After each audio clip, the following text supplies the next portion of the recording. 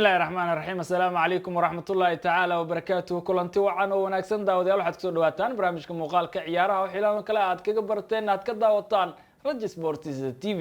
oo maalinimo salaasa taariikhdan waxay ku asaysan tahay 7 bisha 9 ee September sanada 2021 qodobada barnaamijka aad ku daawan doontaan waxa ka mid noqonaya Manchester United oo bartilmaameedsanaya qadka dhexe ee West Ham iyo England Declan Rice PSG oo wacdana ciyaanka qadka dhexe ee Ivory Coast AC Milan Franco Kazaya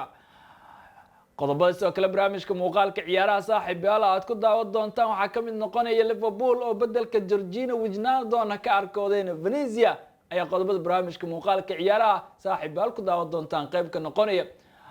Donny van der Beek oo sheegay imaantii ugu dambeysay daaqada kala wareego iska diiday in Everton oo u dhaqaaqo Aaron Ramsey oo shaaca ka qaadin oo doonaya inuu u dagaalamo booska joogtada ee Juventus iyo tababare Massimiliano Allegri Atletico oo bedelka Jay Oglaga ka arkoodeen Premier League ee soo kala qodobada muuqaalka ciyaaraha saaxiibayaal aad ku daawan doontaan qayb ka noqonaya anigoo Xasan Cabdullaahi ayaa barnaamijka idin soo halkaan idin kala socodsiinaya waana mar kale barnaamijkii muuqaalka ciyaaraha ee Raj Sports TV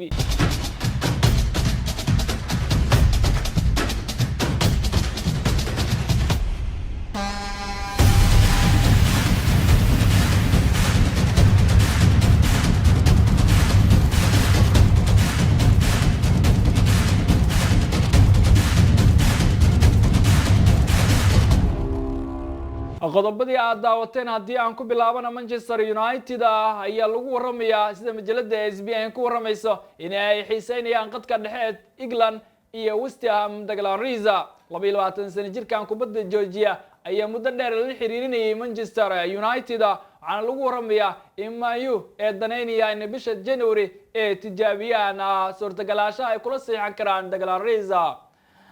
dhinaca kalena Liverpool ayaa waxay bedelka Jorginho Wijnaldum u arkaan qadka dhexe ee Venezia Carlos Soler ciyaaryahankan ayaa diradda u saaran tababaraha Liverpool Jurgen Klopp oo raadinaya bedelka Jorginho Wijnaldum oo beecurta ugu biiray Paris Saint-Germain naadiga Venezia ee Mastella ku ciyaartay ciyaaryahankan ku qiimeeyay adduun lacag gaaray 125 milyan oo lacagta euro isla amuraha Liverpool ayaan ku guda jirnay Liverpool ayaa dhanka kala bartilmaameedsanaya ciyaaryahanka kursiga keedka kaga jira Real Madrid ee la yiraahdo Marco Asensio 25 sano jirkaan ayaa raadinaya naadi oo booska joogtada oo ka heli karo bisha January idoo Marco Asensio diyaar u yahay inuu ka dhaqaaqa caasimadda Spain ee Madrid iyo Real dhinaca kale naadiga reer France ee Paris Saint-Germain ayaa lagu waramayaa in bedelka Paul Pogba oo bartilmaameed ay u weecdeen qadka dhexe ee Cote d'Ivoire iyo AC Milan Franco Kazai ciyaaryahanka xoogan ee qadka dhexe ee reer Cote d'Ivoire ayaa joojiyay qorshihii wada hadalada qandaras kordhinta ee Rose Neri oo kula jiray waxaana ay arintaasi keentay in PSG ee u weecdaan iyagoo loolan kala kulmay Tottenham oo dhankooda xiiseynaya in Franco Kazai ee gacanta ku soo dhigaan PSG ayaa rumaysan in Paul Pogba oo beexurta kaga tagi kara Manchester United dhamaadka xilli ciyaareedkan oo ciyaaryahanka quuldareynayo in caasimadda Spain ee Madrid oo u dhaqaaqo bedelkoodana PSG ayaa u arkaan in Franco Kazai ee gacanta ku soo dhigi karaan dhinaca kalena Inter Milan ayaa waxay doonayaan in ay qandaraas cusub ee ka saxiixdaan Lautaro Martinez oo 24 sano jira saxafiga caanka ee reer Talyaani ee Fabrizio Romano ayaa daabacay in Lautaro Martinez Inter Milan ay wada hadal la bilaabeen wakiilkiisa iyagoo doonaya in ciyaaryahanka ku sii cafidaan geeda Giuseppe Meazza ee magaalada Fashionka ee Milano sidoo kale qadka dhexe ee reer Talyaani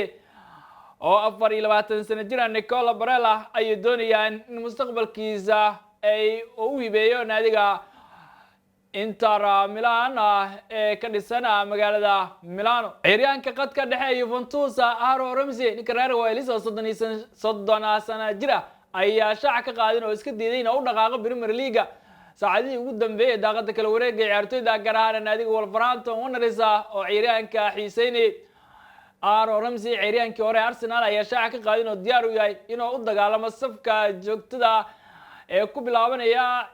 ciyaaraha Juventus ee tababar Massimiliano Allegri 30 sano jirkaan ayaa diyaar u ah inuu sii joogo geeda Allianz Stadium ee magaalada Turin iyo Real Calciano ee dalka Talyaaniga. Dhinaca kalena Atletico Madrid ayaa waxa ay bartilmaameedsanayaan golahayaha Aston Villa iyo Argentina Emiliano Martinez golahayaha Arsenal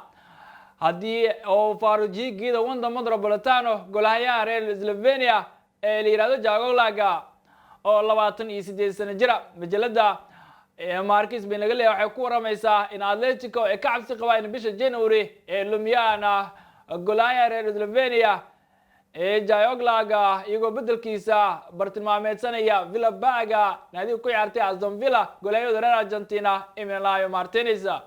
dhanka kalena Paris Saint-Germain iyo Manchester City ayaa ku dagaalamaya daafaca bidix ee AC Milan Theo Hernandez oo 23 sano jira. ciyaaryahankan ayaa bandhig sare ku qaatay ciyaareedkii la soo dhaafay AC Milan isagoo ka caawiyay in sanado kadib Rossoneri ee ku soo laabtaan koobka Real Europe. waxaana Calcio Mercato ku ramaysa in Manchester City iyo PSG ay isku ciriirinayaan suurtagalaanshaha ay kula soo seexan karaan bisha January Theo Hernandez. inta ayaa saaxiibayaal ku soo gabagabeynaya barnaamijkii muuqaalka ciyaaraha maanta oo Talaata anigu Xasan Cabdullaahi ayaa barnaamijka idin soo halkaan idin kala socodsiinay farsamadii kaamirada waxaa iga saaciday Cabdulla Tiir kadib inta kulmi doona amaanal.